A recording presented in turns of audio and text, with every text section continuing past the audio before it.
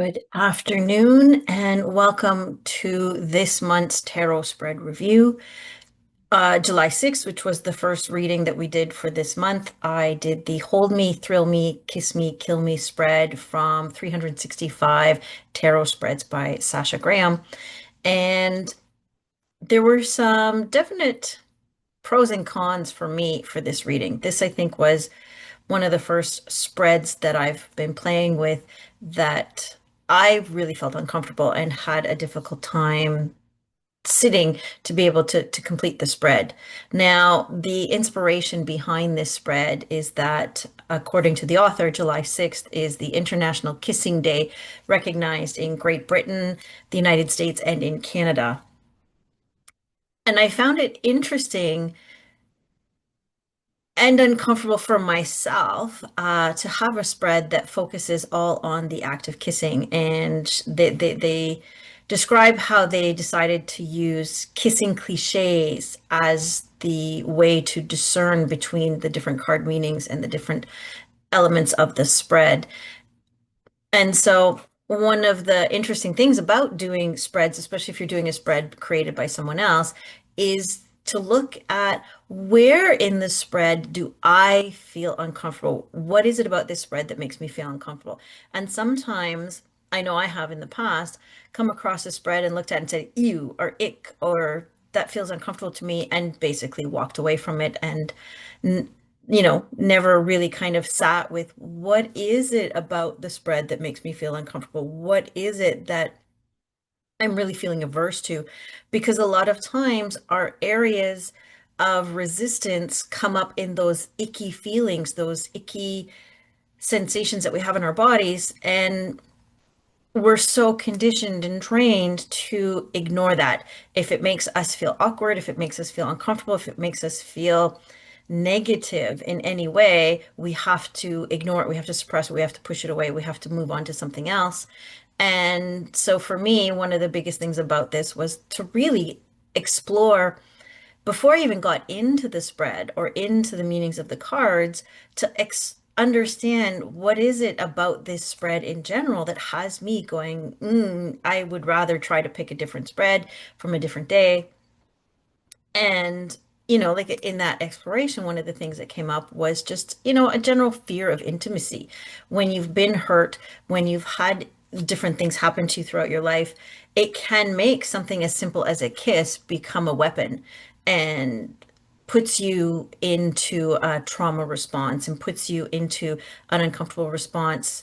And until you heal that wound that you're carrying around, this is going to be something that's going to just continue to fester and to continue to grow. Having that brought forward to me really made me thankful in that sense that I had committed to doing the reading for the day that I did it from the book, which meant there was no way of wiggling out of this July 6th spread that I did. Now, the summation of the spread from the book talks about how kisses convey messages of intimacy and that everything that we do with the lips can convey love and affection. I found it interesting that it looked at that, right? But then some of us have had kisses used as a weapon or have had lips used as a weapon against us. And so the fact that some of this is missing from the reading also kind of shows how sometimes we shy away from the fact that maybe something like a kiss can actually hurt someone without knowing. And when I say can hurt somebody without knowing, what I'm referring to is someone might come up and want to give you a kiss on the cheek as a sign of affection, and have no idea that by doing that they're triggering something deeper within us. The Hold Me, Thrill Me, Kiss Me, Kill Me spread uses kissing cliches to discern salacious information about life and love. And now we're going to kind of get into the area that really is the meat and potatoes of the spread, which is the card and the positions that we put up. And before I kind of go into that, I'm just going to kind of glance over a few extra pieces of information that were included with the reading. So, for instance, what the author has written is, why is kissing so much fun? And the reason for this for them is that our lips are packed with sensitive nerve endings, and the slightest brush triggers a cascade of neural messages to our brains and bodies. And lips are our most exposed erogenous zone.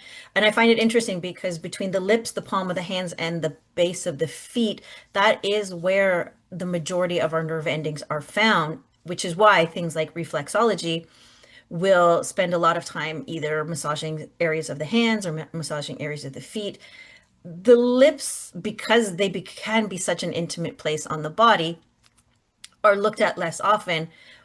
But it's interesting because you hear about like kiss swollen lips and stuff like that. But at the same time, if you ever look at somebody both before and after they eat, you can notice that same kind of reaction that after people eat, their lips become more blood filled. And so they're puffier and pinkier. So I find that really to be kind of an interesting thing. Also, the card that the author has associated with this reading, no surprise, is the lover's card.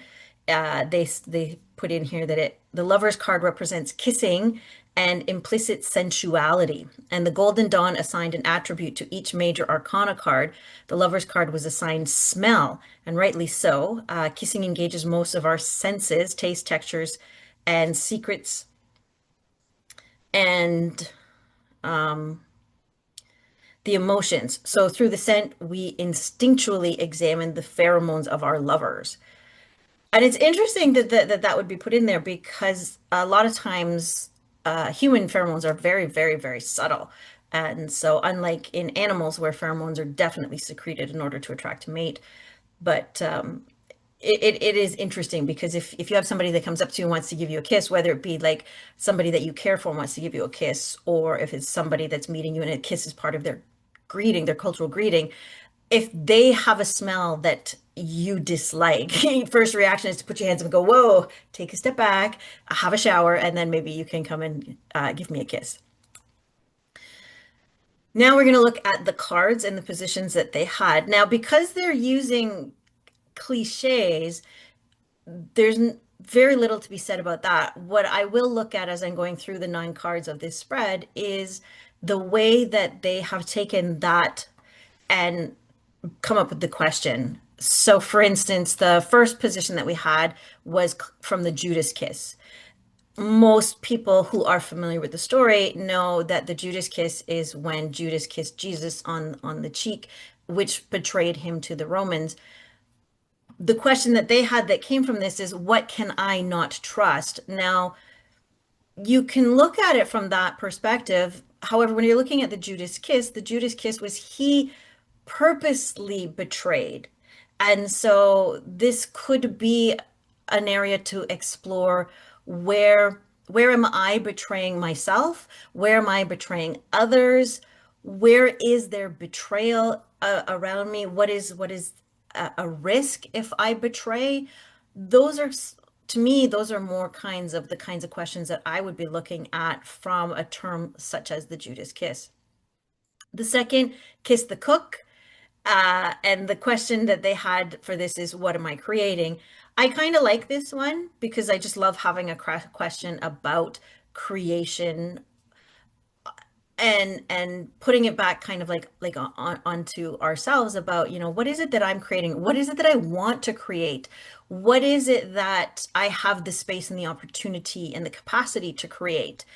I find it interesting that they're mixing creation with the chef, because along with kiss the cook, you could also be looking at ways of praising and giving thanks, because when you're kissing the cook, what you're doing is you're kind of thanking them for the great meals that they've done. Hopefully it's not a final kiss where the cook's foods is not very good, but in this case we're going to kind of look at it. So when you're looking at your cook or anyone who's cooking or food in general, you're looking at nutrients, you're looking at nutrition, you're looking at things that you're taking in to help become healthy and strong. And so you could also look at that in that sense, right? Like, what is it that I would like to embrace and bring in as a nurturing practice, what is it in my health and my diet, for instance, that I might be wanting to look at and explore? Where do I need to have changes? Where can I best make use of my understanding of the supports that I have in regards to being healthy and taking in the best nutrients that I can.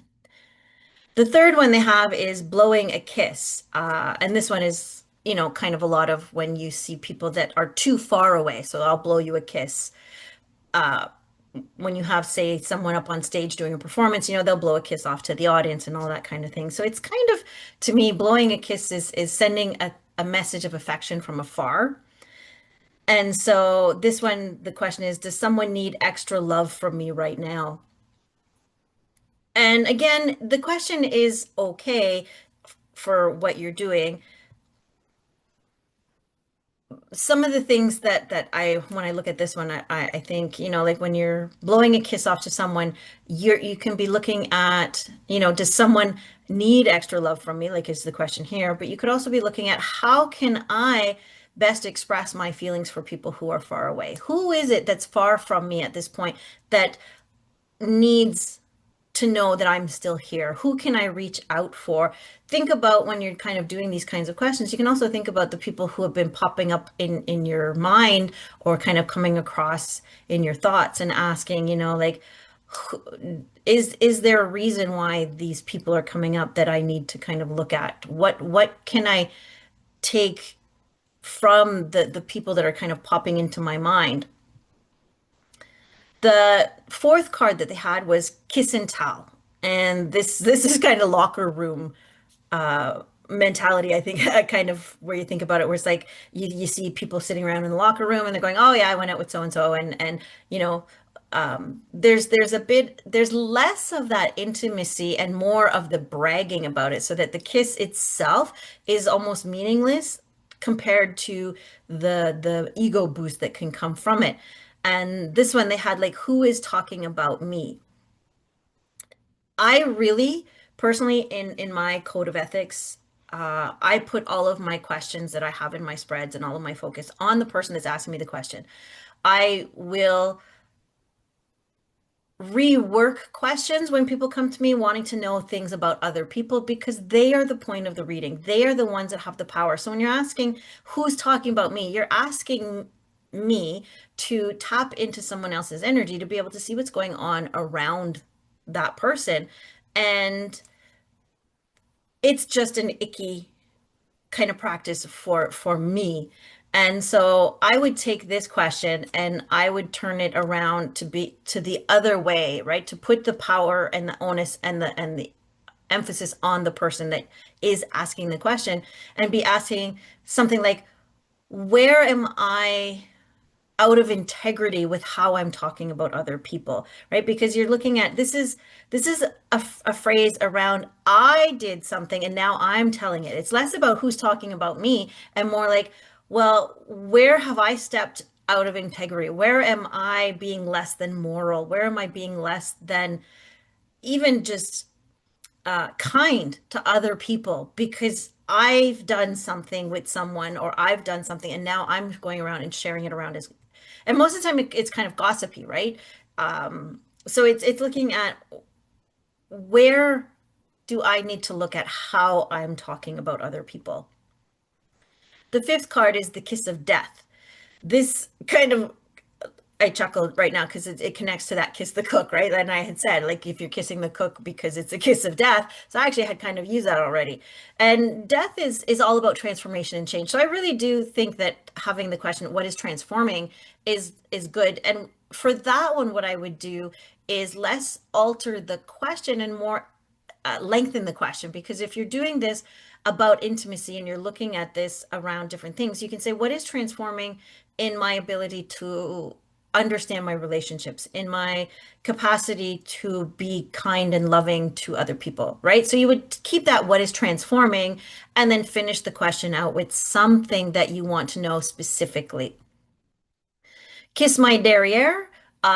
This is usually said to other people when you're not too happy with them or they've said something to you that you really couldn't care less about. And so the question that they have here is, how do I rebel? And I've kind of when I did the reading, I saw that and I thought, okay. And even now looking at it, I'm thinking like, how do I rebel with Kiss My Derriere? I can see the connection. For me, I think I would take that kind of question. I would either take that question out for myself, or I would look at it to say, where am I? Let me think. What is the best way? This might be the better one. What is the best way for me to stand in my authenticity? Because a lot of times when you're telling somebody to kiss your derriere, you're basically telling them, I'm not going to do what you want me to say or do or be because I'm going to be myself. And this is all about standing in your authenticity and in your integrity. And so I would look at creating a question more around that, right? Like, so how can I, you know, be myself? How can I shuff, I don't think that's a word, but we'll use that. How can I shuff off the attitudes and opinions of others so that I can continue to be myself? Because there's a difference between rebelling and being authentic, because a lot of times people will rebel against what somebody else wants and not necessarily still be in their authenticity, right? Like it's almost a defiance. And you want to look at, if you're being labeled a rebel, you're being labeled a rebel because what you're doing is true to you, as opposed to being a defiance to others. Kiss your bleep, bleep, bleep goodbye. Um, this one here, they have the question of what should I avoid? Now, I find that interesting that they're having like the kiss your ass, which is what I'm guessing it would be goodbye, with what should I avoid when you're looking at this, the one in the one vein, the phrase kiss your ass goodbye is kind of like a, I want to say it can be a very empowering one, right? Because you're sitting there and you're if you're saying it to someone else, you're saying to them, look, you're finished, it's done, right? Like you can just forget it. Um, and then you're asking like, what should I avoid? So it takes that power out of it, because it's different if you say kiss my ass goodbye, right? And you're talking about yourself, but you're this is a phrase where you're saying it to someone else, and then you're asking, well, what should I avoid? And so in this situation, again, this could be one that you could take out altogether depending on how you feel about it. But for me, if you're saying this almost as a threat to someone else, I would look at the question being a very highly empowering one, right? Like it's where where can I where can I continue to stand firm? And what is it that I'm doing that is threatening other people? And looking at it from that perspective, because whatever it is that you're doing is being seen as a threat to others, it's going to put an end to something somebody else is doing. Like where what do I need to put my foot down for, kind of thing? Like what is it that I'm putting a boundary up for and I would refuse to let somebody else cross that, right? Like I'm getting this out of my life and it's going, it's goodbye.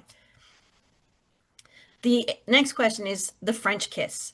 And so this is an extremely passionate, lovey kiss, right? And the question that they have again here is, who has a crush on me? So again, I'm going to say back to what I said when the question was, who is talking about me? This is a question that if I was unable to find a good way to reword it, I would take this one out altogether, because I find that it's an infringement on other people's privacy, because and it's disempowering. That's, I think, one of the biggest ones, because if you're asking who has a crush on me, then where are you so insecure that it matters? Where are you so insecure that it's so important to find out what other people are feeling? Because crushes may or may not lead to relationships and stuff like that. But if there's someone that you're crushing on and you just want to know if they crush you back so you can take a next step, then there's definitely something in the relationship that is uneasy, that is unknown. And you're going to take that kind of sneaky, deceiving kind of energy into a relationship if it was to progress to one.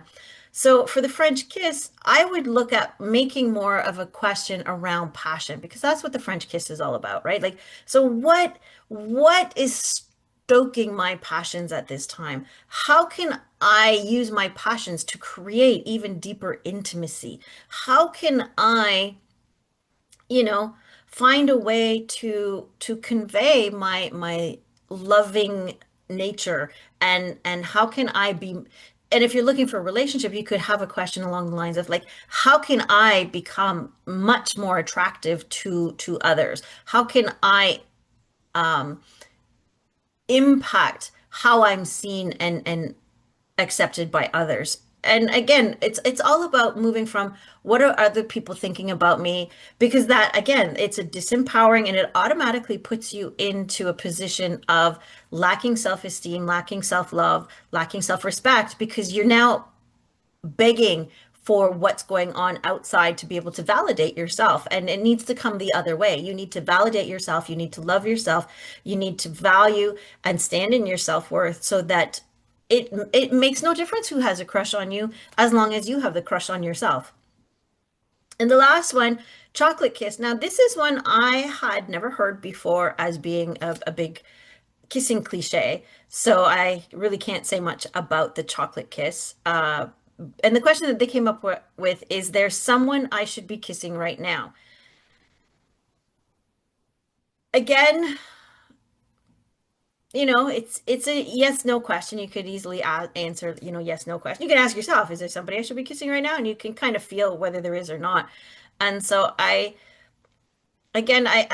mis un not misunderstand. I understand, but I have an issue with the question in here as to where it fits. This just seems to be kind of a very clunky spread with the way it's bouncing around all over the place. There's no clear, consistent line in there. But for this one here, what I would say is how can I best sweeten my relationships? How can I find a way to increase the amount of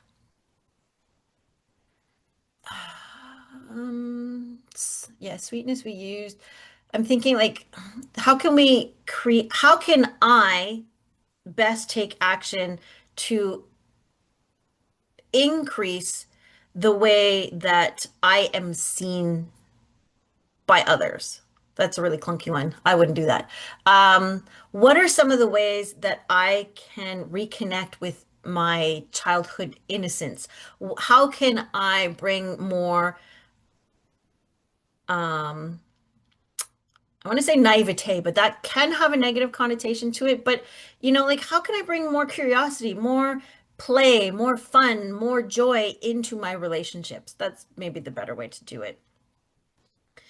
So that's all of the different cards on here. And I'm going to go back to what I was saying just before I finish with the ninth card is that the whole purpose of this spread, according to the author, was to discern information about life and love. And really, this spread is, to me, it felt very chaotic. It felt very disjointed. And what you really want to do is look through all of the different cards and the positions that are there and find the ones that speak to you right now and find what is it that you're looking for, right? Like if you're trying to discern, and I wouldn't even like even just the term salacious information, right? You're automatically bringing an energetic vibration to what it is that you're looking for that may leave you feeling unsatisfied.